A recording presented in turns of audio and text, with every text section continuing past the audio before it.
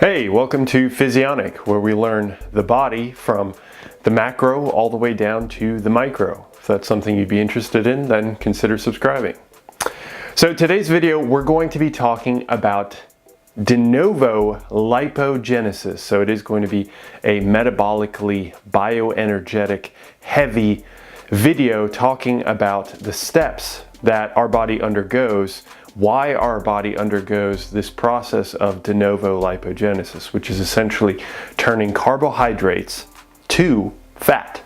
So if that's what you're interested in, then stay tuned in a short, sweet, you know it, science-based video. Let's get into it.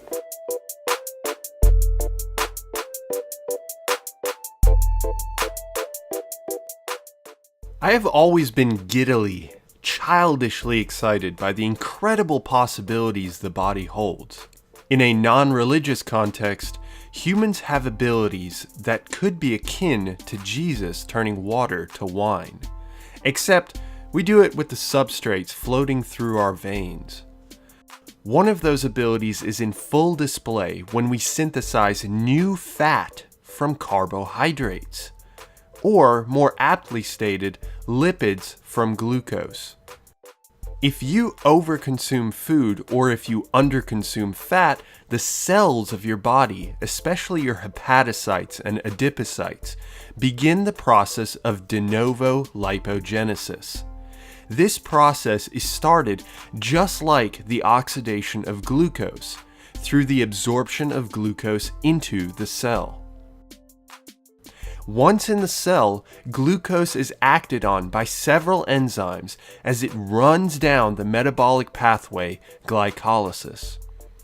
Once it reaches the end of this pathway, it is typically turned into a molecule pyruvate.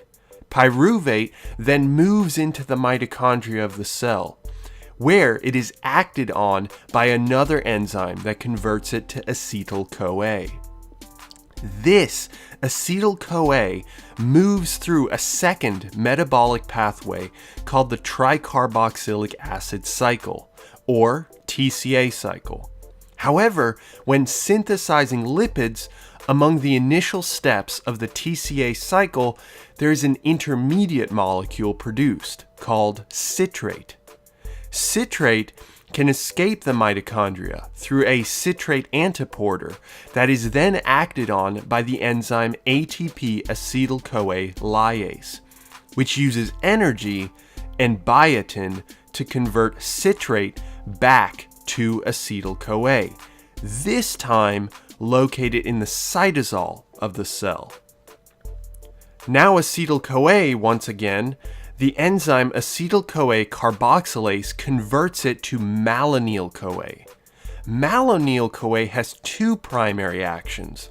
One, to propagate the synthesis of lipids, which we will go over in a second, and two, to inhibit a protein gate called carnitine palmitoyltransferase, or CPT. The blocking of CPT is designed to stop the use of a lipid for ATP generation, since the process of lipogenesis is a largely anabolic pathway, attempting to synthesize lipids, not break them down. So malonyl-CoA offers a way to inhibit one action while promoting its opposite, synthesis. Finally, the last step of lipogenesis is taking this malonyl-CoA and, with the aid of fatty acid synthase, converting it to the lipid palmitate. Now, this lipid can be reorganized and worked on to fit particular lipid requirements. So, as you see, we may not be Jesus, but we have the machinery within us to convert carbohydrates, glucose, to fat, lipids, when necessary. That's pretty freaking cool. Like I said in the meat of the video, It really blows my mind that our body's able to switch between different substrates. I mean, it makes sense as our body has become accustomed and started to adapt to different situations that it would start to implement a lot of these different mechanisms and have these different mechanisms for particular situations, you know, starvation situations, overfeeding situations, or I don't know, not eating enough of a particular substrate, be that, you know, protein, glucose, or lipids in this particular situation. So it's really remarkable what our body can actually do and how plastic and how it can mold to different situations. But with that said, if you guys want more unique content, then check out the description box where I've got more content or more access to free content that you guys can look at. And with that said, I hope that I have the pleasure of seeing you in the very next video. Have a good one, guys. See ya.